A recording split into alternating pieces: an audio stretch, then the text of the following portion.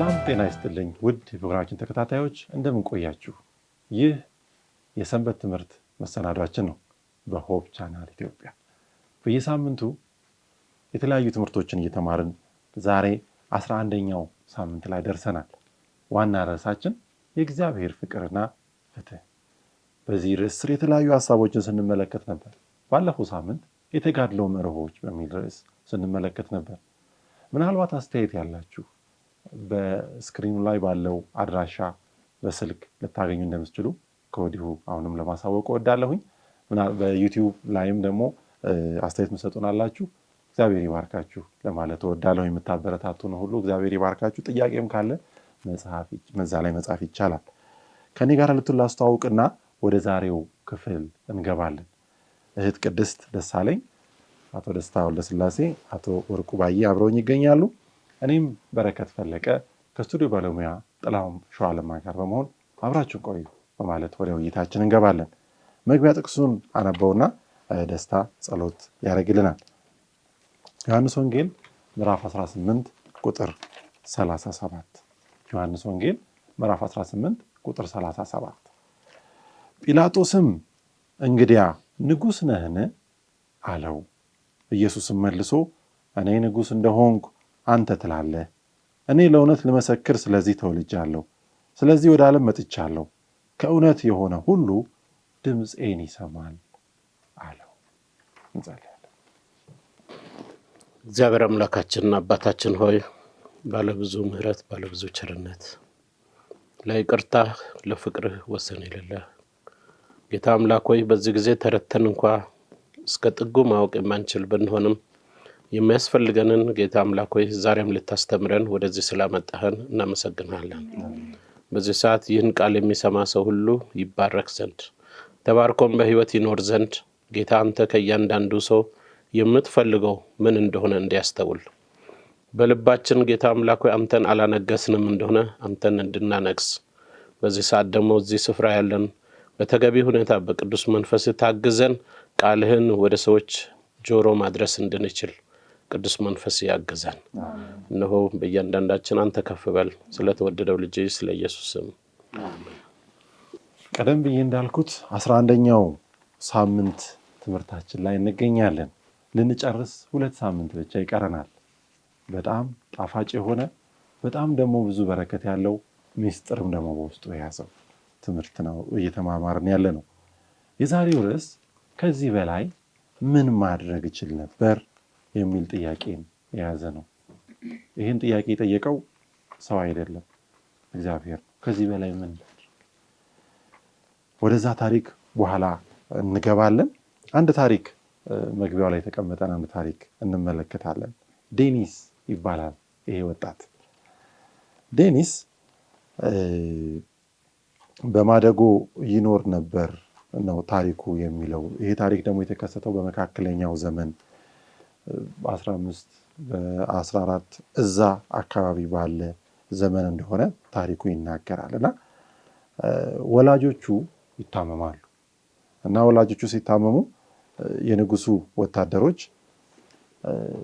እሱን ከወላጆቹ ይለዩታል እና በዛ መልኩ ተለያይተው የተወሰነ ጊዜ ይሄ ይቆይና ይኖራሉ። እና ዴኒስ እድሜውን ሁሉ ይጠላው ነበር። ማንን? ንጉሱ። እሱ ነው ከወላጆች የለየኝ እያለ ወታደሮች ሁሉ እሱ ነው የለየኝ እያለ ይጠላው ነበር። ግን በኋላ ነው ያወቀው ምን እንደሆነ። ለካ ከህመም ወረሽኝ ሊከልለው ነው የወሰደው። እና ይሄ ታሪክ ውስጥ እንግዲህ የምንመለከተው አንድ ነገር አለ ብዬ አስባለሁ። የውሸት ሐሳቦች፣ አታላይ ሐሳቦች ለአንድ ነገር ያለን አመለካከት እንዴት እንደሚቀይሩት ነው። ለእግዚአብሔርም እንደዚሁ። እንግዲህ የማታለል ስራውን የሚሰራው ሰይጣን እንዲህ ነው የሚያደርገው። ስለ እግዚአብሔር ሌላ ምስል ይሰጣል፣ ሌላ ነገር ይናገራል። ከዛ ሰው ሁሉ ያንን ያምናል። ያምን ይቆይና ካልነቃ እግዚአብሔርን እየወቀሰ ይኖራል። የነቃ ግን ለካ እግዚአብሔር ለጥቅማችን ነው ይሄን ያደረገው ይላል ማለት ነው። ስለዚህ በታላቁ ተጋድሎ ውስጥ ያለው የሰይጣን አንዱ አሰራር ምንድነው? እሱ ማታለል፣ ማሳት ነው። እስቲ ስለ ሰይጣንንና ክርስቶስን መጽሐፍ ቅዱስ የገለጠበትን ነገር እያየን ደግሞ እንሂድ።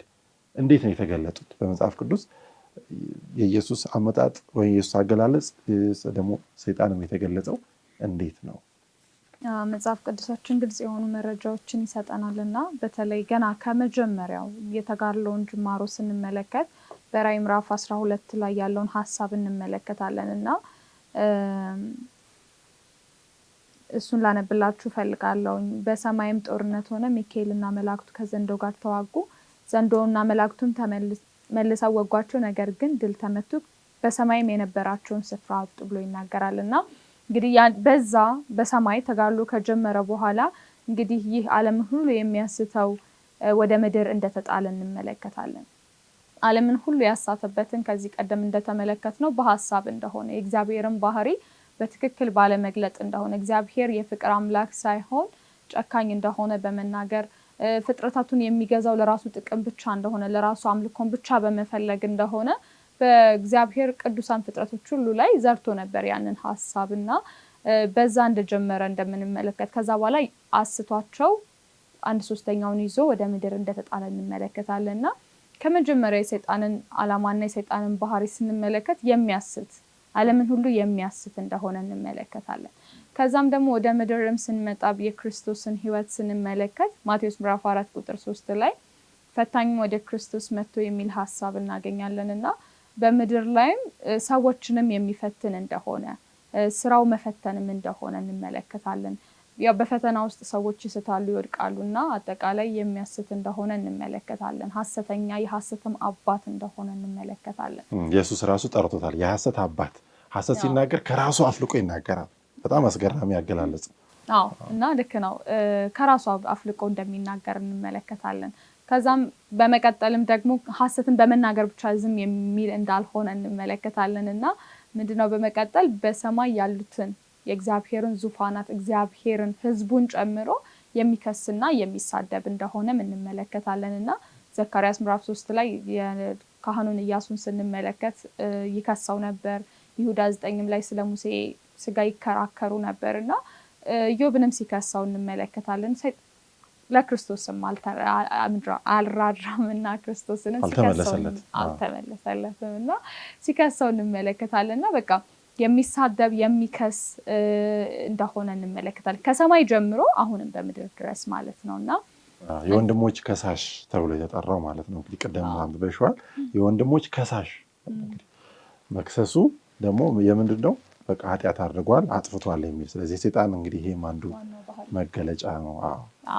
እና ያላግባብም የዚህ ዓለም ገዢ እንደሆነ እንመለከታለንና ሰዎችንም አእምሯቸውን በመቆጣጠር ፈቃዳቸውን እንዲያስገዙለት በማድረግ ወደ ክፉ የሚመራ እንደሆነ እንመለከታለንና አጠቃላይ ሰይጣን መልካምና ደስ የሚል ነገር እንደሌለው እንመለከታለን። ክርስቶስን ግን ስንመለከት በጣም ደስ የሚል ጥቅስ አለና የክርስቶስ የመጣበትን ዓላማ በሰማይ እንግዲህ ክስ ነበር ብለን ተመልክተናልና የከሰሰበት ነገር አለ። ክርስቶስን ግን ክርስቶስ ሲናገር ሳለ ለጲላጦስ እንዲህ አለ። ቁጥር ዮሐንስ ምዕራፍ 18 ቁጥር 37 መግቢያችን ላይ ያነበብነው ማለት ነው። ኢየሱስም እኔ ንጉሥ እንደሆንኩ መናገር ትክክል ነው። የተወለድኩት ወደዚህም ዓለም የመጣሁት ስለ እውነት ለመመስከር ነው። ከእውነት የሆነ ሁሉ ይሰማኛል በማለት ይናገራልና ክርስቶስ እውነትን ለመመስከር በሰማይ ላይ የጀመረውን ያንን ተጋድሎ የሐሰት ክስ ለማፍረስ ወደ ምድር እንደመጣ የተወለደውም ወደ ምድርም የመጣው ለእውነት ሊመሰክር እንደሆነ እንመለከታለን። ከዛም በኋላም ደግሞ በምድር ላይ ከኖረ በኋላ መስዋዕትነቱን ስንመለከት የእግዚአብሔርን ጽድቅና ፍቅር እንዳሳየ እንመለከታለንና እንግዲህ በዛ ውስጥ የእግዚአብሔርን ጽድቅና ፍቅርን ሲያሳይ ሰይጣን ያነሳውን የሐሰት ክሶች በሙሉ ውድቅ እንዳደረጋቸው እንመለከታለንና እንግዲህ ያንን ባደረገ ሰዓት ደግሞ ሰይጣን ይችን ምድር የራሱ ያደረገበት ስልጣን ነበረው። ግን እግዚአብሔር ያንንም ስልጣን ድል እንዳደረገ በመስቀሉ እንዳሸነፈ እንመለከታለንና አጠቃላይ ባህሪያቸውን ስንመለከት እግዚአብሔር በብዙ ፍቅርና በብዙ ትዕግስት ባህሪውን የገለጠ እጅግ መልካም አባት እንደሆነ እንመለከታለን። ሰይጣን ግን ዘወትር ሰዎችንም የሚከስ ለኃጢአት የሚገፋፋ ከሳሽና መጥፎ እንደሆነ እናያለን። እግዚአብሔር ይባርክሽ። እንግዲህ ንጽጽሩ በጣም አስገራሚ ነው። ሰይጣን ከሳሽ፣ ሐሰተኛ፣ ኢየሱስ ደግሞ ለእውነት ነው የመጣሁት። እንግዲህ ከጲላጦስ ጋር ቅድም ባነበብነው ጥቅስ ላይ ያንን ነገር እንመለከታለን። ስለ እውነት ሊመሰክር ነው። ደግሞ እኔ እውነት ነኝም ብሏል። ደግሞ እውነት ነኝ። በጣም ይለያያል። እውነትና ሐሰት ቅርብ የሚመስሉ ነገሮች ናቸው፣ ግን ደግሞ በጣም የተለያዩ ነገሮች ናቸው። ሰይጣን ይከሰናል፣ ኢየሱስ ደግሞ ይቆምልናል። ሊያቅፈን ነው የመጣው እሺ እስካልን ድረስ ያንን ሊያደርግና ሰይጣን ለጊዜው ገዢ ሆኗል በግድ ደግሞ እንዳለችውም ኢየሱስ ግን ከዘላለም እስከ ዘላለም ይነግሳል። ስለዚህ እንግዲህ ምርጫችንን ከኢየሱስ ጋር እንድናደርግ ጥሪ የሚያደርጉ ንጽጽሮች ናቸው እዚህ ቦታ ላይ እየተቀመጠልን ያለው። እዚሁ ላይ እስቲ እንጨምር፣ የኢየሱስ ድል አድራጊነት ላይ ጨምር አድርገን ደግሞ እንናገር። ድል አድራጊነቱ የተገለጸባቸውን ሁኔታዎች። ኢየሱስ ድል አድራጊነቱን ያወጀው መስቀሉ ላይ ነው። መስቀሉ ላይ ድል አድራጊነቱን ያወጀው እንዴት ነው? በተለምዶ ስናስብ የሞተ ሰው ወይ ደግሞ በትግሉ መጨረሻ ላይ ሰው ሲሞት ተሸናፊ እንደሆነ ነው የምናውቀው። እሱ ግን ሊሞት የመጣ ስለሆነ እንዳይሞት የሚያደርጉ ሁኔታዎች፣ እጅ እንዲሰጥ ከሞት እንዲታቀብ የሚያደርጉ ግድድሮች ነበሩ። አንዳንድ ጊዜ መጥፎ ልጅ ሳለን ስማችንን ሊያጠፉ ሲፈልጉ እስኪ ነው ወንድ ከሆንክ ይላሉ። ትግል ውስጥ ገብተን ነገር እንዲበላሽ ሲፈልጉ ትልቅ ሰውን እንኳን ይሳደቡና እስኪና ይላሉ። ያ ክብሩን ለመንካት ነው። ሰይጣን ግን ክርስቶስን እስኪ በሰዎች በኩል ሆኖ እስቲ የእግዚአብሔር ልጅ ከሆንክ ራስህን አድን እያለ መጀመሪያ ገና ወደ ስራ ከመግባቱ የእግዚአብሔር ልጅ ማን ነው አንተ እስቲ ወጥቀህ ብትሰግድልኝ ይሄን ዓለም ሁሉ ሰጣለሁ፣ ይሄን አደርጋለሁ እያለ ብዙ ነገር ነው የፈተነው። መጀመሪያ የእግዚአብሔር ልጅ ከሆንክ ድንጋዩን ዳቦ አድርግ፣ ከዛ በኋላ ደግሞ ከፍታ ቦታ ላይ ወስዶ ይሄን ሁሉ ዓለም ሰጣለሁ ወጥቀህ ብትሰግድልኝ፣ እንደገና ከቤተ መቅደስ ላይ ራስን ወርውር መላእክቱን ያዝልሃል። በእነዚህ ሁሉ ክርስቶስን ለማሸነፍ ሞክሮ ሲያቅተው መጨረሻ ከመስቀሉ ላይ ደግሞ እንዲወርድ ለማድረግ እንዳይሞትልን ለማድረግ በብዙ መልክ ታግሎታል።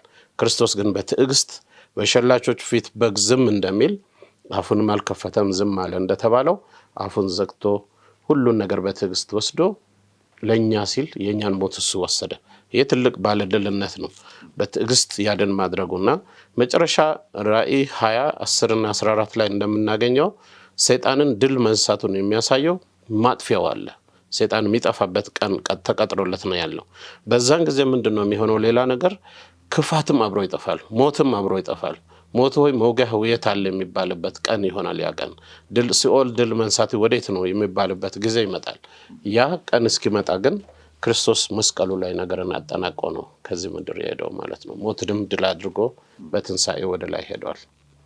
በዚህም ሰዓት ላይ ሰይጣን የተሸነፈ እንደሆነ እንመለከታለንና ብዙ ጥረቶች የሚያደርግ ቢሆንም ግን የተሸነፈ ጠላት ነው። ለኛም በክርስቶስ ከሆነን ለኛም የተሸነፈ ጠላት እንደሆነ እንመለከታለንና የክርስቶስን ድል በእያንዳንዱ ፈተናችን በእያንዳንዱ ሰይጣን በሚያመጣብን ነገሮች በሙሉ ላይ ማንጸባረቅ እንችላለን። ምክንያቱም ክርስቶስ ለአንዴና ለመጨረሻ ጊዜ እርሱ ጻድቅ ሆኖ እኛን አጽድቆናል፣ ከነበርንበት የኃጢአት ባርነት ነፃ አውጥቶናል፣ አሁንም በምድር ማለት ነውና እሱን ድል ማድረግ የምንችልበትን ኃይል እንደሰጠን እንመለከታለንና እንግዲህ ሰይጣን የከሳሽነቱም ኃይል አጥቷለኝ። ከዛም በኋላ ደግሞ መንግስቱም የሚመሰስበት ጊዜም እንዳለ እንመለከታለንና በዚህ ሂደት ውስጥ የተሸነፈባቸውን ሁኔታዎች የክርስቶስን ድል አድራጊነት ስንመለከት በመላእክት ዘንድ እንኳን ርህራሄ ነበረው ባልወደቁት መላእክት መካከልና የክርስቶስና የሰይጣን ባህሪ ጉልህ ሆኖ ስላልወጣ በደንብ ስላልወጣ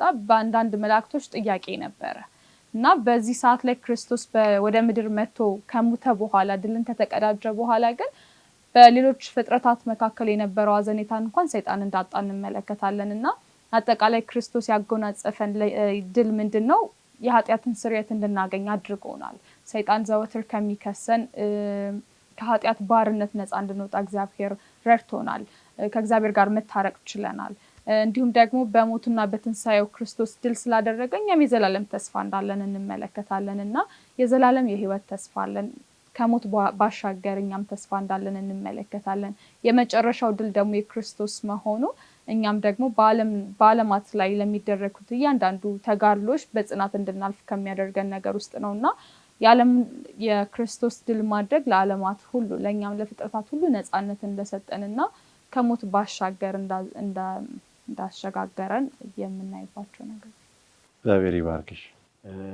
እንደተባለው እንግዲህ ክርስቶስ ስናነጻጽር ሁለቱን ክርስቶስ የሰይጣን ጊዜያዊ የነበረውን የሰይጣን መንግስት እንዳጠፋ ከዛ የሱ መንግስት ከዘላለም እስከ ዘላለም እንደሚነግስ ይነግረናል። ለምሳሌ ራእይ 11:15 ብናነበው ሰባተኛው መልአክ መለከቱን ነፋ፣ በሰማይም እንዲህ የሚሉ ታላላቅ ድምጾች ተሰሙ፣ የዓለም መንግስት የጌታችን የኢየሱስ ክርስቶስ መንግስት ሆነች፣ እርሱ ከዘላለም እስከ ዘላለም ይነግሳል። ስለዚህ ጊዜ እየደረሰ ነው። ይሄ የሚባልበት ነው እየደረሰ ነው። ጊዜያዊ የሆነውን የሰይጣን መንግስት እንደሚያጠፋና ክርስቶስ ከዘላለም እስከ ዘላለም እንደሚነግስ ይሄንን ያስቀምጥልናል በራእይ 11:15 ላይ። ስለዚህ ዛሬም ምርጫችንን እንድናደርግ ሰይጣን እንዴት አድርጎ እግዚአብሔር እንደሚከስ እናውቃለን።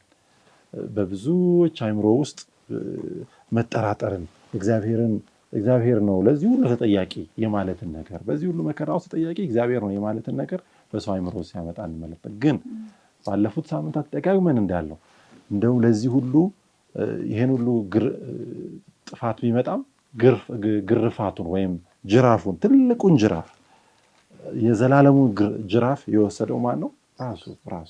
ራሱ እና ምን ይላል ሮሜ ምዕራፍ 5:8 ላይ ይሄ ዓለምን ሁሉ የሚመለከተው ሁላችንን የሚመለከት አንድ መግለጫ፣ ነገር ግን ገና ኃጢአተኞች ሳለን ክርስቶስ ስለኛ ሞቷልና እግዚአብሔር ለኛ ያለውን የራሱን ፍቅር ያስረዳል።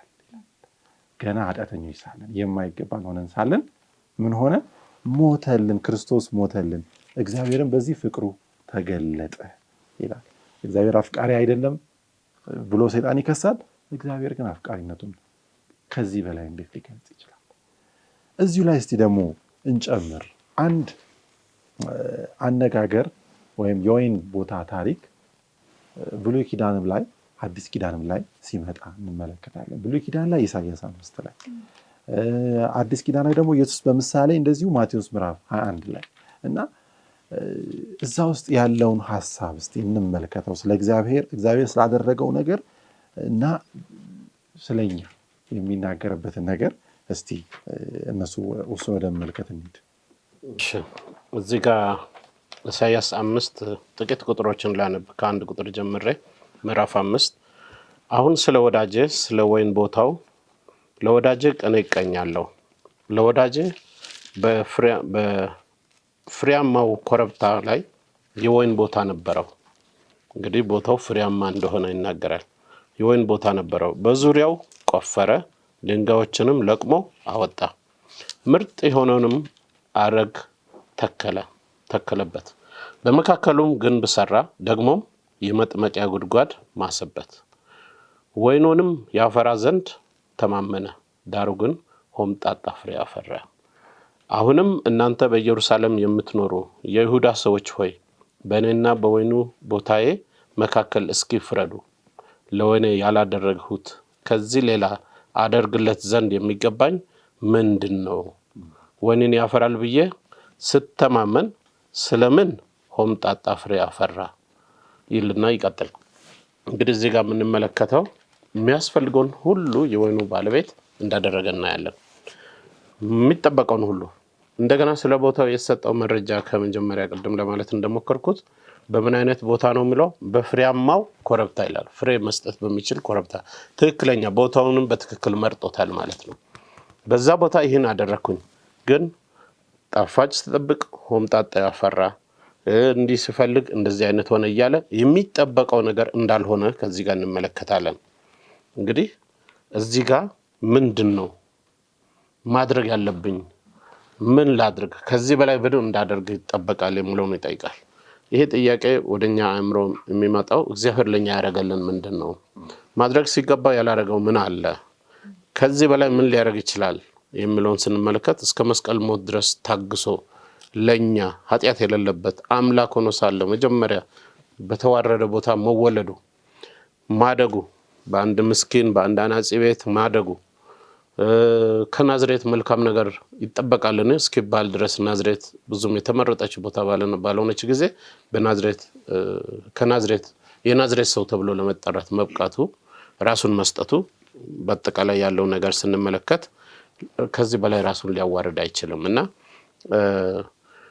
ማንም ሊያምነው የሰማ ሰው እንዳምን የሚያረግ እንደው የሚያስደንቅ ነገር ነው። ግን ቅርብ ጊዜ በመድራችን የተፈጸመ ታሪክ ነው። ይሄ ታሪክ በሰው ልጅ መካከል ክርስቶስ መጥቶ ኖሮ የዓለምን የዘመናትን ቁጥር እንኳን ቁጥር ዓመተ ምህረት አቆጣጠር ዓመተ ዓለም ተብሎ የሚቆጠረው ወደ ዓለም ዓመተ ምህረት እንዲቀየር ዓለማት ሁሉ የተቀበሉት ከሱ ትንሣኤ ከሱ መወለድና በዚህ ምድር ከመኖር ከሱ ህይወት የተነሳ ነውና ይሄን ሁሉ ካደረገ በኋላ ዓለም ግን እየተከተለው ነው ወይ? እሱ የመጣ የሞተለት ህዝብ ደግሞ በጊዜው ይሁዳ የተባለ ህዝብ ነበረ። የእግዚአብሔር ወገን የተባለው አልተቀበሉትም። አንድ ጥቅስ ላንብብ በዚሁ ጋር እዚሁ የጀመርከው ሐሳብ ላይ ቁጥር 7 ላይ ምን ይላል? የሰራዊት ጌታ እግዚአብሔር ወይም ቦታ እርሱ የእስራኤል ቤት ነው፣ የደስታውም አትክልት የይሁዳ ሰዎች ናቸው። ፍርድን ተስፋ ያደርግ ነበር፣ እነሆም ደም ማፍሰስ ሆነ። ጽድቅንም ይተማመን ነበር፣ እነሆም ጩኸት ሆነ። ስለዚህ ትርጉሙንም እዛው ይሰጣል።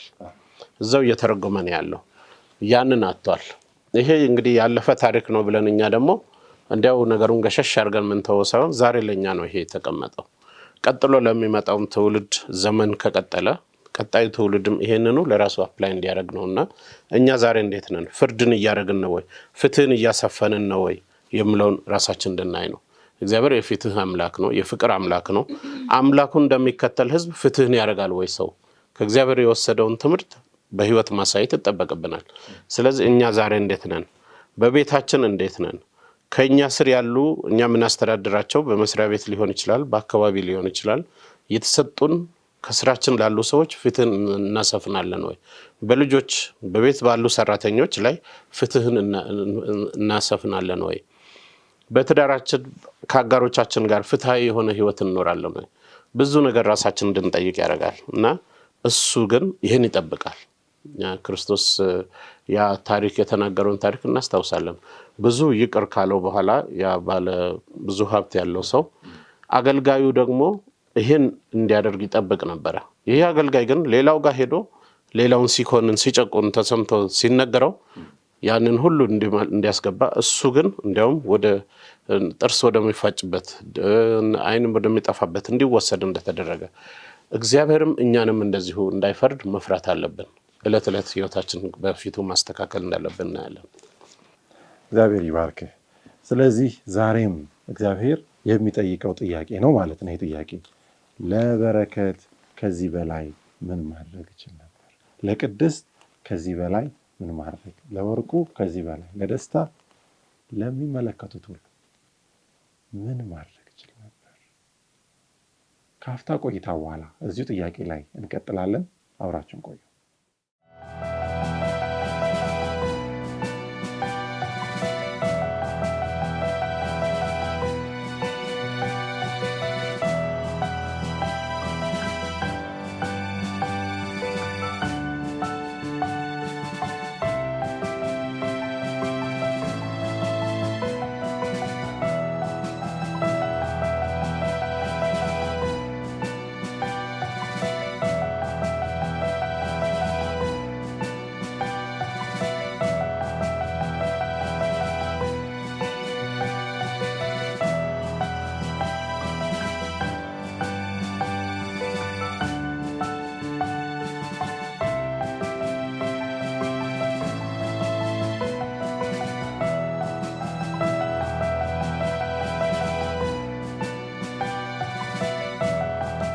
ቆይታችን ተመልሰናል። ከዚህ በላይ ምን ማድረግ ይችል ነበር? የሰው ጥያቄ አይደለም፣ የእግዚአብሔር ጥያቄ ነው። ለወይኑ ቦታ ያደረገው ብዙ እንክብካቤ እጅግ ከፍ ያለ መሆኑን የጠበቀው ነገር ደግሞ እጅግ ብዙ መሆኑን ግን ያ እንዳልሆነለት እግዚአብሔር እየተናገረ እናገኘዋለን። ከዚሁ ታሪክ ጋር ተያይዘው ያሉትንም ነገሮች እስቲ አብረን እንመልከት እንጨምር። አዎ ክርስቶስን ስንመለከት እንግዲህ ለሰው ዘር ሁሉ ሊያደርግ የሚችለውን እጅግ መልካም በሆነ መንገድ ሁሉ ተመራጭ የሆነውን ሁሉ በማድረግ ለሰው ልጆች መዳን እንደሚሰራ እንመለከታለን እና ወደዛ ሀሳብ ከማለፌ በፊት ንጉስ ናቡከደነጾር እንድናስብ እፈልጋለሁኝና ንጉሱ ናቡከደነጾር የተናገረው አንድ ቃል ነበር። ምዕራፍ 4 ከቁጥር 37 ላይ ስለ እግዚአብሔር አሰራር ሲናገር እንዲህ ይላል፣ የሰማይ አምላክ የሚያደርገው ሁሉ ትክክል፣ መንገዶቹም ሁሉ ጻድቅ ስለሆኑ አሁንም እኔ ናቡከደነጾር እርሱን አወድሰዋለሁ፣ ከፍ አደርገዋለሁ፣ አከብረዋለሁ፣ እርሱም በትዕቢት የሚመላለሱትን ማዋረድ ይችላል ብሎ ይናገራልና እግዚአብሔር በዘመናት ሁሉ ለሰው ልጆች መዳን፣ ለሰው ልጆች መልካም ነገርን በማድረግ የሚታወቅ አምላክ እንደሆነ እናያለንና ናቡከደነጾር ይህን ከመናገሩ በፊት ያለፈባቸው በርካታ የአመጽም የትዕቢተኝነትን ህይወት ነበረው። ነገር ግን እግዚአብሔር እንዴት አድርጎ ህይወቱን እንዳስተካከለው፣ እንዴት አድርጎ እንደገና ሰው እንዳደረገው ባየ ጊዜ፣ እንዴት ልቡን እንደለወጠ ባየ ጊዜ ይህን ሲናገር እንመለከታለንና ክርስቶስ ለሰው ልጆች መዳን በመስቀልም ላይ አሁንም እየሰራ ያለው ነገር ሁሌም መልካም እንደሆነ፣ ሁልጊዜም የተሻለውን ነገር እንደሆነ እንመለከት። ለዛም ነው ለወይኔ ከዚህ በላይ ምን ላደርግለት እችላለሁ ብሎ ሲናገር የምንመለከተውና የእግዚአብሔር መንገድ ፍጹም ነው፣ የእግዚአብሔር መንገድ ትክክል ነው፣ የሚያደርገውንም ነገር ሁሉ እየመዘነ የሚያደርግ አምላክ ነውና በፈተና ውስጥ በምናልፍባቸው ነገሮች ጊዜ እንኳን ማሰብ ያለብን እግዚአብሔር ሁልጊዜ ማሰራሩ ትክክል ነው። በቃ እግዚአብሔር ፍቅር ነው፣ የሚያደርገውን ነገር ሁሉ ከፍቅር የተነሳ ነው የሚያደርገው ብለን ማሰብ እንዳለብን እንመለከታለን። ስለዚች ምሳሌ ስለ ወይኗ ስንመለከት እግዚአብሔር እንግዲህ የሰው ልጅ ይድን ዘንድ ሊያደርግ የሚችለውን ሁሉ አድርጓል። በነቢያት አስጠንቅቋል።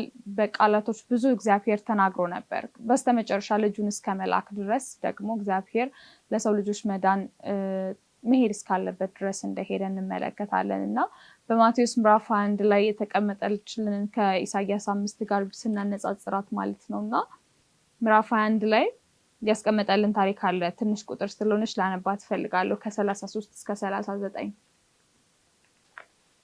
ሌላም ምሳሌ ስሙ። አንድ የወይን እርሻ ባለቤት ነበር። በእርሻው ዙሪያ አጥር አጠረ፣ ለወይኑም መጭመቂያ ጉድጓድ ቆፈረ፣ ለጥበቃ የሚሆን ማማ ሰራ። ከዚያም እርሻውን ለገበሬዎች አከራይቶ ወደ ሌላ ሀገር ሄደ። የመከር ወራት ሲደርስ ፍሬውን ለመቀበል አገልጋዮቹን ወደ ገበሬዎቹ ላካቸው። ገበሬዎቹም አገልጋዮቹን ይዘው አንዱን ደበደቡት፣ ሌላውን ገደሉት፣ ሌላኛውን ደግሞ በድንጋይ ወገሩት። እርሱም ከፊተኞቹ የሚበልጡ ሌሎች አገልጋዮችን ላከ። ገበሬዎቹም ተመሳሳይ ድርጊት ፈጸሙባቸው። በስተመጨረሻም ልጄን ያከብሩታል በማለት ልጁን ላከ። ነገር ግን ገበሬዎቹ ልጁን ባዩት ጊዜ ይህማ ወራሹ ነው፣ ኑ እንግደለው፣ ርስቱን እንውረስ ተባባሉ። ይዘውም ከወይኑ እርሻ ውጭ አውጥተው ገደሉት። ታዲያ የወይኑ እርሻ ባለቤት ሲመጣ የእነዚያን ገበሬዎች ምን የሚያደርጋቸው ይመስላችኋል ብሎ ይጠይቃልና እንግዲህ በዚህ ምሳሌ ውስጥ የእግዚአብሔርን አብና የክርስቶስን ወደ ምድር እኛን ለማዳን የመጡበትን እንመለከታለንና በነቢያት በኩል አስጠንቅቀው ነበረ ልጆቹ እንዲመለሱ። ከዛ በኋላ ግን ክርስቶስ እንደገና ተልኮልን እንደመጣ እንመለከታለንና ተጋድሎን ስንመለከት በኃይል የሚደረግ ነገር እንዳልሆነ እንመለከታለንና በኃይል የሚጨረስ ቢሆን ገና ከጅማሮም እግዚአብሔር መግታት ይችል ነበር። ነገር ግን ትክክለኛውን ባህሪ በመግለጽ ትክክለኛውን ማንነት በመግለጽ ፍቅርን በመግለጽ የሚታይ ስለነበረ እግዚአብሔር ልጁን አሳልፎ እስከ መስጠት ድረስ እስከ ሞት ድረስ ለኛ ያለውን ሊያደርግ የሚችለውን ሁሉ እንዳደረገ እንመለከታለንና እውነተኛውን ፍቅር እንደገለጸ እንመለከታለን። ስለዚህ እግዚአብሔር ከኛ የሚጠብቀው ነገር አለ። እንድንመርጠው ይፈልጋል፣ እንድናከብረው ይፈልጋልና በወይኑ እርሻ ውስጥ የምንመለከተው እግዚአብሔርን ፍቅር እንደሆነ ነው። እግዚአብሔር ይባርክ። ስለዚህ አንዱ ነጥብ የእግዚአብሔር ፍቅር ሊያደርግ የሚችለውን ሁሉ አድርጓል እግዚአብሔር። ይሄንን በደንብ እርግጠኛ እንድንሆን ያስፈልጋል። ስለዚህ አንደኛው ከፍቅሩ የተነሳ ሊያደርግ የሚችለውን ሁሉ አድርጓል። የእግዚአብሔር ፍትህ ግን የሚታይበት ሁኔታም ደግሞ አለ ነው አይደል?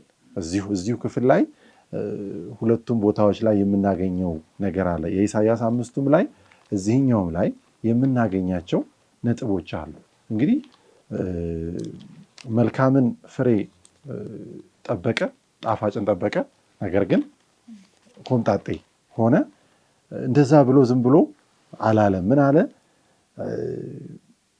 አሁንም በወይኔ ላይ የማደርገውን እነግራችኋለሁ። ኢሳይያስ ምዕራፍ 5 ቁጥር 5 አጥሩን እነቅላለሁ፣ ለማሰማሪያም ይሆናል፣ ቅጥሩንም አፈርሳለሁ፣ ለመራገጫም ይሆናል፣ ባድማ አደርገዋለሁ፣ አይቆረጥም፣ አይኮተኮትም፣ ኩርንችትና እሾህ ይበቅልበታል፣ ዝናብንም እንዳያዘንቡበት ዳመናዎችን አዛለሁ። በጣም አስገራሚ። እዚህ ቦታ ላይም ደግሞ ተመሳሳይ ነገር ነው። ጥያቄ ነው። ሁለቱም ቦታ ላይ ጥያቄ ይጠይቃልና እዚህም ላይ ምን ይላል? በእነዚህ ገበሬዎች ምን ያደርግባቸዋል?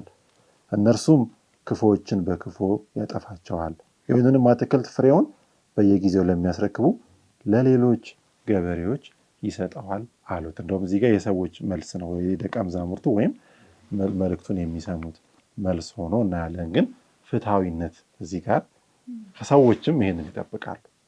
የሚችለውን ካደረገ በኋላ መደረግ ያለበትን የፍትሐዊውን አካሄድ ሲሄድ እንመለከት። እንግዲህ ይሄ ፍትሐዊ አካሄድ ሊያም ይችላል። ግን እስቲ እንጨምር እዚህ ላይ የእግዚአብሔር ፍትሐዊነት የታየበትን ሁኔታ ማለት ነው። ያው እግዚአብሔር ፍትሐዊነቱን እዚህ ጋር የሚያሳየው ማድረግ የሚገባውን ሁሉ ካደረገ በኋላ የሚገባውን ነገር ደግሞ ሲያከናውን እርምጃውን መውሰድ እንዳለበት ነው። ይሄ ወደ ፍርዱ ነው የሚያመራን። ፍርዱ ፍትሐዊ ስለመሆኑ ቀጥሎ የምናየውን ሐሳብ የፍርዱን ሁኔታ የሚያመጣ ነው እና እግዚአብሔር ፍርዱን ከመፍረዱ በፊት ሁሉን ማድረግ የሚገባውን ሁሉ ካደረገ በኋላ ሁሉ ነገር ከተጠናቀቀለት በኋላ ፍርዱን ከመፍረዱ በፊትም ሰዎች እንዲፈርዱ ለሰዎች አሳልፎ የሚሰጥ አምላክ መሆኑ ሰዎች ሕሊናቸው የሚፈቅደውን እንዲናገሩ አሳልፎ እንደሚሰጥ ያደረገውን ሁሉ ከተነተነ በኋላ ከዚህ ሌላ ላደርግ የሚችለው ነገር አለን ሲል የሚያሳየው ከሱ እንዳይጠብቁ የሚያደርገውን ነገር ያሳያል። ከዛ በኋላ እሱ መውሰድ ያለበትን እርምጃ የዛ የወይኑ ቦታ ባለቤት ይሄን ሁሉ ያደረጉትን ሰዎች በተለይ ይሄ በዮሐንስ ወንጌል የተገለጸው በጣም ጠንካራ ነው። ምንድነው ጠንካራ የሚያደርገው? የገዛ ልጁንም ገደሉት። የገዛ ልጁን ከገደሉ በኋላ የሚወስደው እርምጃ ምርር ያለ እርምጃ መውሰድ የግድ ይላል። ስለዚህ እርሻውን ለሌሎች መስጠት ግዴታ ነው። እዛኛው ላይ እንዳየነው ማለት ነው። ለሌሎች መስጠት እዛጋ ማድረግ ያለበትን ፍሬ የሚያመጣውን ስራ ነው እንጂ ሌላ ኪሳራ ዓመት እንዲኖር መጠበቅ አይችልም እና ከአንድያ ልጁ ደግሞ የሚበልጥ ነገር የለም። በቃ መስጠት የሚችለውን ሰጥቷል፣ እሱንም ገለውታል። ስለዚህ ዛሬ ለዚህ ምድር የሚገባው ፍርድ ለእኔ የሚገባው ፍርድ ነው ብዬ ነው ማስበው። እኔ ከጌታ ጋር ህይወትን ካላስተካከልኩ ይሄ ፍርድ ለእኔም ነው። ክርስቶስን የገደልኩት እኔ ነኝ። ክርስቶስን እነዚያ ገደሉ ብዬ ወደዛ ብንፈርደው ሳይሆን እሱ ብዙ ምህረት አሳይቶኛል። ዛሬም ችላ ብዬ የራሴ መንገድ ምከተል ከሆነ ክርስቶስ እንደገና እንዲሰቀልልኝ መጠበቄ ነው ማለት ነው። ያን ማድረግ የማልችል ነገር ግን ከሱ ጋር መስማማት የሚችል እንደሆንኩ በተለያየ አጋጣሚ አስተምሮኛል ጌታ፣ በተለያየ መንገድ ነግሮኛል። ህይወትን ማስተካከል የኔ ኃላፊነት ነው ማለት ነው። ስለዚህ እሱ የፈለገው እርምጃ ቢወስድ እሱ ፍትሐዊ አምላክ ነው። ፍትሁን የሱን በግልጽ መናገር መቻል በዚህ ሰዓት እንችላለን ማለት ነው። የሚችለውን ሁሉ ካደረገ በኋላ እንግዲህ አጥሩን ቢያነሳ ሊከሰስ አይገባውም። እዚህ ላይ ለፍትህና ለጽድቅ ያለውን ፍላጎትንም ያመለክታል። ይሄ ምክንያቱም እንደተባለው ክርስቶስ አንድ ልጁን ሰጥቷል፣ ህይወቱን ሰውቷል። ከዚህ በኋላ በዛ በተሰጠው በተከፈለልን መስዋዕት መኖር ማንችል ከሆነ እኔ እስከዚህ በኋላ ምን አደርጋለሁ የሚለው ጥያቄ ይመጣል። ምንስ ላድርግ ነው? ስለዚህ ማድረግ ያለብን ምንድነው? ክርስቶስ ለኛ ብሎ ህይወቱን እንደሰጠንና መስዋዕት እንደሆነልን እኛን ለማዳን እውነተኛ ፍትህ እንድናገኝ የተደረገ ነገር ስለሆነ ይሄንን ወደ ኋላ መመለስ እንደሌለብን ወደፊት የምናደርገውን ነገር እንኳን ብንበድል እንኳን በደልና ኃጢአታችን ይቅር ብለን ክርስቶስ ይቅርታ ጠይቀን የተደረገልን መስዋዕትነት በማሰብ ህይወታችን ወደ ዘላቂ ወይም ወደ እውነተኛ መንግስት መቀጠል እንዳለብን የሚያመለክት ነው። የወይኑ ቦታ ብዙ ምሳሌዎችን ያስቀምጣል እዛ ላይ። አዎ፣ ግን መዳናችንም ከኛ ሊወሰድ የሚችልበት እድል እንዳለም እንመለከታለን። ምክንያቱም አሳልፎ ለሌላ ሰው ሲሰጥ ወይም ደግሞ ቀጥሯንም ሲያነሳ የእግዚአብሔርን ፍቅር ለሚቃወሙት ያ ፍርድ እንደሚመጣ እንመለከታለን እና የሰው ልጅ እግዚአብሔር ሊያደርግለት የሚችለውን ሁሉ ካደረገለት በኋላ ለዛ ፍቅር ምላሽ መስጠት አለበት። ለዛ ፍቅር ምላሽ የማይሰጥ ከሆነ ግን እግዚአብሔር ፍትሃዊ ስለሆነ ለምርጫቸው አሳልፎ ይሰጣቸዋል። ያ ምርጫቸው ደግሞ ወደ ሰይጣን ስለሚያስጠጋቸው የእግዚአብሔር ፍርድ በእነሱ ላይ በመሆን ፍትህን እንደሚያረጋግጥ እንመለከታለን። እንግዲህ እግዚአብሔር የምችለውን አድርጌያለሁ፣ ስለዚህ አንተም ምላሽ ስጠኝ፣ አንቺም ምላሽ ስጪኝ እያለ ጥሪ ያቀርባል። አንተን ለማዳን ራስህ አትችልም። እያንዳንዳችን ራሳችንን ለማዳን አንችልም ነበር። ገና ኃጢአተኞች ሳለን ነው ልጁን የሰጠን። ምንም በራሳችን ማድረግ የማንችል እስከ መጨረሻው የመጨረሻ ሊከፈል የሚችለው የመጨረሻ ክፍያ ሊሰጥ የሚችለው የመጨረሻ ስጦታ በፍቅሩ አማካኝነት ሰጥቶናል። ስለዚህ ዛሬም ጥሪ ያቀርብልናል። ልጄ ሆይ እባክህ ድምፄን ስማ፣ ወድቀህም ከሆነ ተመለስ እያለ ጥሪ ያቀርባልና ይህን ጥሪ ተቀብለን በሱ ስራ ውስጥ እንደገና መግባት እንድንችል፣ እንደገና መሳተፍ እንድንችል፣ ከወደቅንበት መነሳት እንድንችል እግዚአብሔር ይርዳን። ወደ መጨረሻው ሀሳብ እንምጣ። እንግዲህ የመጨረሻው ሀሳብ የእግዚአብሔር ስም ስለመከበሩ ነው። እንግዲህ ከዚህ ተጋድሎ በኋላ ወይም ከዚህ ተማጽኖም በኋላ መጨረሻም ላይ ሰዎች የእግዚአብሔርን ስም ያከብራሉ። ይሄ ደግሞ በተደጋጋሚ ተጠቅሶ እናየዋለን እና እስቲ ስለዚህ ነገር እንወያይ። ምንድን ነው ነገሩ? እኛስ ጋር ሲመጣ ምን ማለት ነው? እንግዲህ የእግዚአብሔርን ስም ማክበር እንዳለብን በቅዱስ መጽሐፍ ወይም በመጽሐፍ ቅዱስ ላይ የተለያዩ ቦታዎች ተጠቅሷል። ለዚህ እንደ ጥሩ ምሳሌ የሚሆኑን በዘጸአት 20 ቁጥር 7 ላይ አንድ ጥቅስ ብንመለከት የእግዚአብሔርን ስም ማክበር እንዳለብን ይነግረናል። እዛ ላይ ቁጥር 7 የእግዚአብሔር የአምላክህን ስም ያለ አግባብ አታንሳ፣ እግዚአብሔር ስሙን ያለ አግባብ የሚያነሳውን በደል አልባ አያደርገውም ይላል። በዳይ እንደሆንክ ይቆጥርብሃል ነው፣ በደል አልባ አያደርገውም። ስለዚህ የእግዚአብሔርን ስም ያለ አግባብ ማንሳት እንደሌለብን የሚገልጽልን በማቴዎስ 6:8 ላይም ይሄንኑ ይነግረናል። ማቴዎስ 6:8 ማቴዎስ 6 ምዕራፍ 6 ቁጥር 8 ላይ እንዲህ ይላል፣ እነርሱን አትምሰሏቸው፣ አባታችሁን ከመለመናችሁ በፊት ምን እንደሚያስፈልጋችሁ ያውቃልና፣ እናንተ ግን እንዲህ ብላችሁ ጸልዩ፣ በሰማያት የምትኖር አባታችን ሆይ ስምህ ምን ይሁን ይቀደስ። ስለዚህ እግዚአብሔርን ስሙን ያለ አግባብ መጥራት እንደሌለብን፣ መንግስትህ ትምጣ፣ ፈቃድህ በሰማይ እንደሆነች እንዲሁም በምድር ትሁን። ስለዚህ ምንድነው መጽሐፍ ቅዱስ ላይ በተለያዩ ቦታዎች የእግዚአብሔር ስም መከበር እንዳለበት ይገልጽልናል፣ ማክበር እንዳለብን። አንዳንድ ጊዜ እንደውም አንዳንድ ሰዎች በሆነ ነገር ላይ ሁሉ የእግዚአብሔርን ስም ዝም ብሎ እቃም ሲወድቅ እንቅፋትም ሲመታን ያም አግባብ እንዳልሆነ ነው የሚያስተምረን መጽሐፍ ቅዱሳችን። ምክንያቱም የእግዚአብሔር ስም የተከበረ ማክበር ያለብን፣ መከሰስ እንደውም ሰንበት ትምህርት የሚለው የእግዚአብሔር ስም ከክስ ነፃ መሆን አለበት ነው የሚለው። የእግዚአብሔር ስም ከክስ ነፃ መሆን አለበት። ስለዚህ ሰይጣን በተለያዩ መንገዶች ሊከሰው ሞክሯል፣ ግን አልሆነም፣ አልተሳካለትም። ምክንያቱም ሰይጣን ሰዎችን እየከሰሰ የነበረው እግዚአብሔር እንዲህ አድርጎ አይደለም ወይ፣ እንዲህ ሆኖ አልነበረም ወይ፣ እንዲህ አድርጎ አልነበረም ወይ እያለ በተለያየ መልክ ይከስ ነበር። ለሱም አልተኛለትም አለ እንዴ። እስኪና ፈትኖታል እኮ እና እውነተኛ የእሱ ልጅ ከሆንክ እርቦ ከሆነ ድንጋዩና ዳቦ አድርግና ብላ አለው። ይህን ሁሉ ግዛት ስጥሃለሁ ብሎ ተራራ ወስዶ ውደቅና ስገድልኝ አለው። ይህም ፈተና ነው።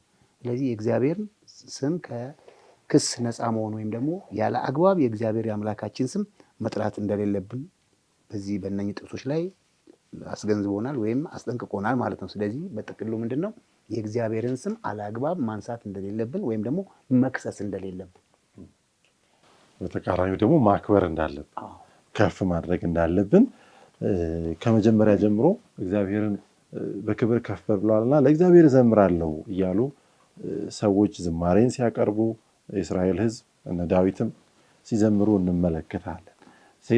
ሰይጣን ግን እንዳንዘምርለት፣ ሰይጣን ስሙን ከፍ እንዳናደርግ ክስን አስቀምጧል። ስለዚህ ከዛ ክስ ደግሞ ነፃ እንዲሆን ደግሞ እግዚአብሔር እንደው ዝም ብላችሁ በቃ ልክ ነህ በሉኝ ደግሞ ብቻ እያለም ያልሆነበት ሁኔታ እንመለከታለን። አንድ ተጨማሪ እድል የሰጠ ነገር ያለ ይመስላል። ስለሱ ትንሽ እናውራ። አንድ ተጨማሪ እድል ያስቀመጠበት ሁኔታ አለ። ሰዎች ሁሉ የእግዚአብሔርን ፍትሐዊነት እርግጠኛ እንዲሆኑ ተጨማሪ እድል የሰጠበትን ሁኔታ እንመለከታለን። አሁን አምላክ እንግዲህ ፍትሃዊ መሆኑን ተጨማሪ የምንሰጥበት ምንድነው? ፍትሃዊነቱን እውቅና መስጠት አለበት። አምላክ ፍትሃዊ ነው ብለን በምሳሌ በመስጠት በምሳሌያዊ ነገሮች አረጋግጠን አምላክ ፍትሃዊ ለመሆኑ እስካሁን እየተማርናቸው የመጣናቸው ብዙ ጥቅሶች አመልክተዋል። አምላክ ፍትሃዊ መሆኑን።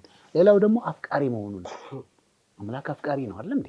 እግዚአብሔር ማንም ቢሆን ነጭም ጥቁርም ይሁን ምንም ማንኛውም የሰው ዘር በሙሉ አፍቃሪ መሆኑን አምላክ ይሄንንም በመንገር ማስተማር እንዳለብን ነው። ሌላው ፍትህና ፍቅርን ማወዳደር ነው።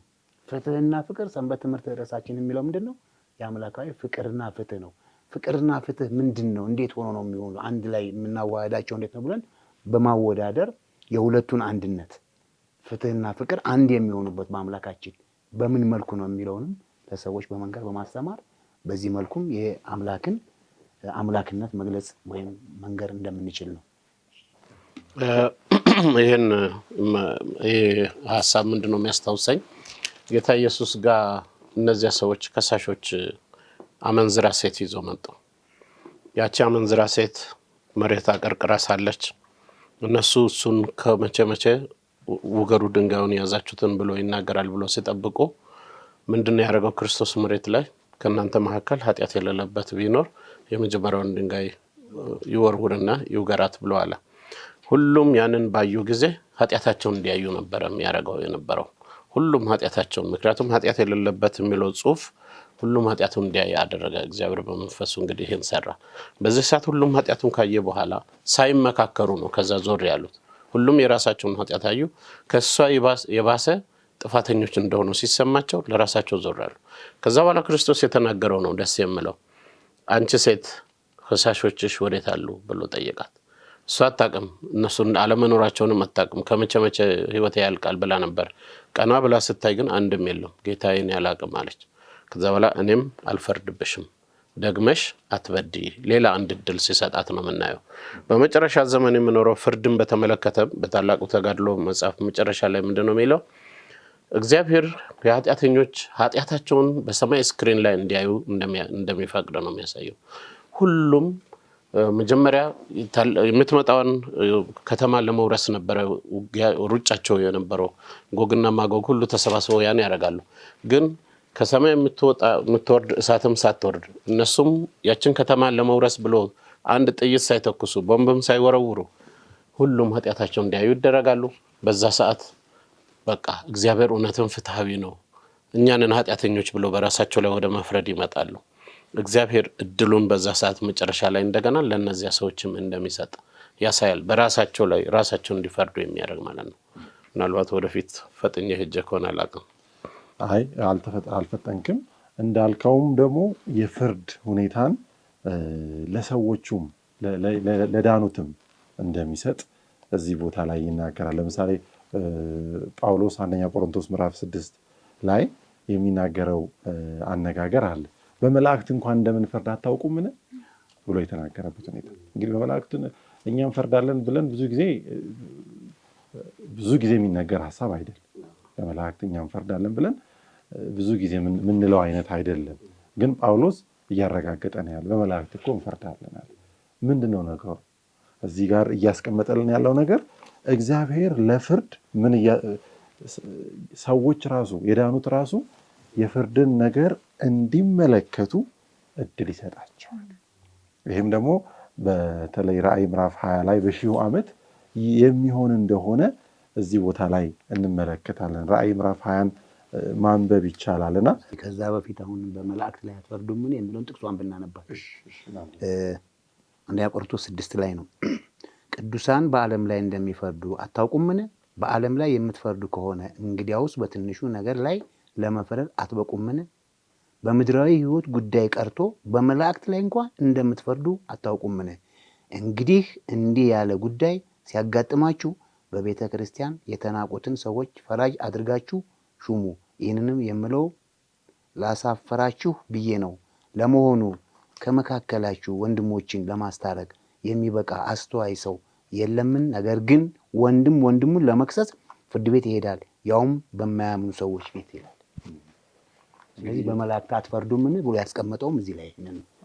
እዛ እንግዲህ ኮንቴክስቱን ለማስቀመጥ አሁን ከተነበበው ጥቅስ አንጻር ኮንቴክስቱ ምንድነው? በቤተ ክርስቲያን ባሉ ወንድሞች መካከል ክስ ወይም ግጭት ተፈጥሯል። ክሱ ደግሞ ቤተ ክርስቲያን ጋር ሳይቀር ወይም ሽማግሌዎች ጋር ሳይቀር ቤት ሄዷል።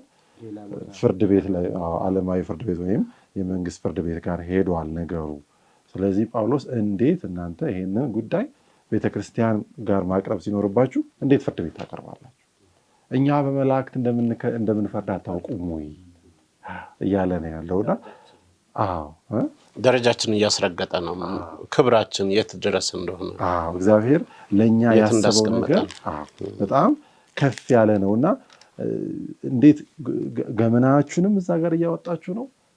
ትክክልም አይደለም እያለ እንደውም ላሳፍራችሁ በእናንተ መካከል የደከመው ይሁን እያለ ይናገራል። ጉዳዩ ምንድነው? በመላእክት እንኳን እንፈርዳለን ብሎ በእግረ መንገድ የተናገረው ሐሳብ በወደቁት መላእክት ጉዳይ ላይ ምንድነው እግዚአብሔር ያደረገው ነገር የሚለውን እንድናይ የቅድመ ዳግም ምጽአቱን ወይም ደግሞ የፍርድ ምርመራ ጊዜ ይሰጠናል የሚልን ሐሳብ መጽሐፍ ቅዱስ ይጠቁመናል።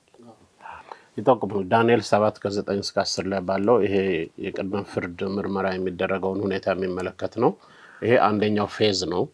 አሁን በአሁኑ ሰዓት ራሱ ክርስቶስ የፍርድ ምርመራ ነው በሰማይ እያደረገ ያለው። የምሕረት በር ከተዘጋ በኋላ የሚሆነው ደግሞ እሱ ደግሞ ጻድቃን ወደ ሰማይ ይወሰዳሉ፣ 1000 ዓመት በሰማይ ይነግሳሉ። በዛ ሰዓት የሚካሄደው ነው አሁን ቅድም የተባለው እንደ ወደፊት ይሄን እንደሚጠብቀን አታውቁም ወይ ብሎ ሐዋርያው የተናገረው እሱ ሁለተኛ ፌዝ ፍርድ ነው። እሱ ምንድነው? በሺህ ዘመናት በሺህ ዓመት ሰማይ ከምንቆይበት ጊዜ አሁን ክርስቶስ ኢንቨስቲጌቲቭ ጀጅመንት የተባለውን አሁን እያገላበጠ የቆየው ነገሮች ሁሉ በመላእክት እገዛ ቦታ የያዘውን ፋይል የመመርመር እድል አለን። ብለን በወደቁት መላእክትም ሆነ እነሱ ተከታዮች ላይ ያለው ፍርድ ትክክለኛ እንደሆነ እኛም እናያለን። ድምጻችንን ሐሳባችን እንሰጣለን። እንፈርም እንደሆነ አላውቅም። እሱን የመፈረም መብት እዛ ጋር ይኖረናል። አላውቅም። በድምጻችን እኮ ልንናገር ነው። ምን ልንለው? እግዚአብሔር ሆይ አንተ ፍትሃዊ ነህ ይላል። እዚህ ቦታ ላይ አሁን መዝሙር እየተዘመረ ያለ አለ። ራእይ ምዕራፍ 5 ላይ ሁሉን የምትገዛ አምላክ ሆይ ስራህ ታላቅና ድንቅ ነው። የአሕዛብ ንጉሥ ሆይ መንገድህ ጻድቅና እውነተኛ ነው። ጌታ ሆይ የማይፈራህና ስምህን የማያከብር ማን ነው? አንተ ብቻ ቅዱስ ነህ። የጽድቅም ስራ ስለተገለጠ አሕዛብ ሁሉ ይመጣሉ እያለ ይናገራል። ስለዚህ ይሄ እንደ ፊርማ ነው። እውነት ነው። ራእይ 24 ላይ ያለው ነው ይሄኛው የሁለተኛው ፌዝ የሆነው። እንግዲህ በሺው ዘመን ውስጥ የምናካሄደው እዛ ላይ የምንሳተፈው ነው። ሶስተኛው ፌዝ ግን ከሰማይ ጻድቃን በምንወርድበት ጊዜ የመጨረሻው ፍርድ በምድር ላይ ላሉት ይሰጣል። እቺ አዲስቱ ኢየሩሳሌም ከሰማይ የምትመጣው አየር ላይ ያለች እግዚአብሔር ምድር ላይ የሚያደርገውን ፍርድ ያከናውናል። ያ ጊዜ ቅድም ያልኩት ኃጢያን በሰማይ ስክሪን ላይ የራሳቸውን ኃጢአት ያያሉ ያልኩት ሂደት በዛ ሰዓት ነው የሚሆነው። እግዚአብሔር የሚፈርደው ብቻ ሳይሆን ሁሉም ኃጢአቱን ያያል። በዛ ሰዓት ሁሉም ኃጢአት ይገባኛል የሚለውን በራሳቸው ላይ ይፈርዳሉ። ራሳቸው በራሳቸው ላይ እንዲፈርዱ ኃጢአታቸውን ያሳያቸዋል። ይህ ሂደት ሌላው ሶስተኛው ፌዝ ሲሆን መጨረሻው ፌዝ ደግሞ ፋይናል የመጨረሻው ፌዝ ሁሉም የዘላለም የመለኮትን ጀስቲስ ወይም ደግሞ ይሄ ፍትህ የሚባለውን ዓለም ሁሉ ማየት ይችላል በዛ ሰዓት። ከዛ ኃጢአት የተባለው ነገር ማብቂያው ሆኖ በአዲስቱ ምድር አዲስ ህይወት ያነ ኤደን ገነት የተነጠቀ የተወሰደበን ሲመለስ እዛ ጋር ለዘላለም ፍትህ ሰፍኖ የሚገኝበት ክስተት ይሆናል ማለት ነው። እግዚአብሔር ይባርክ። እሱም ኢሳይያስ 45:23 ላይ የተገለጸው ማለት ነው። እንግዲህ ዛሬ ባለን ህይወት ውስጥ ሁሉንም ጥያቄ መለስ አንችልም። ስለ እያንዳንዱ ግለሰብ ህይወት እሱ ከሌ ለምን እንደዚህ ሆነ ለምን እንደዚህ ሆነች የሚሉትን ነገሮች በዝርዝር ማወቅ አንችልም ስለ ራሳችን። እግዚአብሔር ይሄንን ሁሉ መርምረን እርግጠኛ እንድንሆን የመጨረሻው ነገር እንድናይ እድል ይሰጠናል። በጣም አስገራሚ ነው። የራሳችሁ ጉዳይ ማለት ይችላል እኮ ኦልሬዲ ሞቼላችኋለሁ ሌላ ወሬ አያስፈልግም ማለት ይችላል። ግን እንደዛ አላደረገም። ፍቅርና ፍትህ በአንድ ላይ መሆኑ የምንመለከተው መውደዱንም ፍትሃዊነቱንም አንዳች ጥያቄ እንኳን እንዳይኖረን መጽሐፍት እንዲከፈቱ እድል ይሰጠናል። እንደገና ለኛ ከፍተን እንድናይ በረከት የራሱን ህይወት እንዲመለከት የሌሎች በሌላው ሰውም ህይወት ውስጥ ላይ ትክክል ነው የሚለውን ነገር ዝም ብለን አይ ልክ ነው ምናምን አይደለም። በጣም እርግጠኛ እንድንሆን ከዛ በኋላ ኃጢአት መልሶ እንዳይነሳ ምርጫ እንኳን ቢኖር መልሶ እንዳይነሳ የምርመራ ጊዜ ይሰጠናል እና በጣም አስደናቂ ነው። ይህን ለእግዚአብሔር ልናመሰግንበት የሚገባ ነገር ነውና ያልወደቁት ዓለማት በፍርድ በምርመራ ላይ ናቸው። አሁን ደግሞ ልክ ኢየሱስ ዳግም ሲመጣ ደግሞ እኛ ደግሞ እንደገና በዚህ ውስጥ እንገባለን። ከዛ በኋላ ጥያቄ እንዳይነሳ ሆኖ ፍትሐዊነቱን አይተን በእውነት በፍቅር እናመልከዋለን እና ለዚህ እድል ታጭተናል ወንድሞችና እህቶች። በመላእክት ላይ እስከ መፍረድ ድረስ የጌታን ፍርድ እንድንመረምር ጥያቄዎቻችን ዛሬ ብዙ ጥያቄዎች ይኖሩናል። በግልጽ የተቀመጠልናል እንጂ ያልተገለጠልን ብዙ ነገር አለ። እሱን ሁሉ አውቀን አዎ እግዚአብሔር ትክክል ነው እንድንል እግዚአብሔር ሌላ እድል አዘጋጅቶልናል። ስለዚህ ለዛ ደግሞ ዛሬ ምርጫችንን ከጌታ ጋር እንድናደርግ፣ ዛሬ ድምፁን ስንሰማ ልባችንን ልከኛ እንዳናደርግ ዛሬም ጌታ ይጠራናል። ጌታ ይርዳን እሺ ማለት እንድንችል እስከ መጨረሻው ጌታ ይርዳን። የዛሬውን በዚህ ጨረስን። እንግዲህ 2 ሳምንታት ብቻ እየቀሩ ነው፣ እያጠናቀቅን ነው። የእግዚአብሔር ፍቅርና ፍትህ አብረው ሲሄዱ እየተመለከትናቸው ነው ያለ ነው። በጸሎት እንጨርሳለን። እንጸልይ። ቅዱስ አባት እስከዚህ ሰዓት ድረስ ስለመራህን፣ ስላስተማርከን፣ ስለተናገርከን እናመሰግንሃለን። ጌታ ሆይ ያንተ ፍቅር ገደብ የሌለው ስለሆነ እስከ መጨረሻው ስለወደድከን መውደድህን ደግሞ ልክ ለወይኗ ቦታ እንዳደረግከው እስከ መጨረሻው ድረስ በተግባር ስለገለጽክልን እስከ ሞት ድረስ ስለወደድከን ሞትን ድል አድርገህ ስለተነሳህ እኛንም ደግሞ ወደዚህ ህይወት ስለጋበዝከን እናመሰግንሃለን። ጌታ ሆይ ይህንን ፍቅርህን እያሰብን ምርጫችንን ማስተካከል እንድንችል የክፉውን ሽንገላ እንዳናምን የእሱን ሰምተን ወደ ኋላ እንዳንቀር ጌታ ሆይ እኛንም ይህንን የሚመለከቱትን ሁሉ ኃይል እንድትሰጠን ለምንሃለን። በቃልህ ላይ እንድትተክለን ለምንሃለን። ምርጫችንን ካንተ ጋር አድርገን ደግሞ ዕለት ዕለት ካንተ ጋር በመገናኘት ማደግ እንድንችል እርዳን። አሁን ስንለያይ የማይለየው መንፈስህ ከእያንዳንዳችን ጋር ይሁን፣ በጌታ ኢየሱስ ክርስቶስ ስም አሜን። የዛሬውን በዚህ ጨረስን። 2 ሳምንት ብቻ ይቀረናል። መልካም ቆይታ ይሆንላችሁ። ሳምንት እንመለሳለን። ደህና ሁኑ።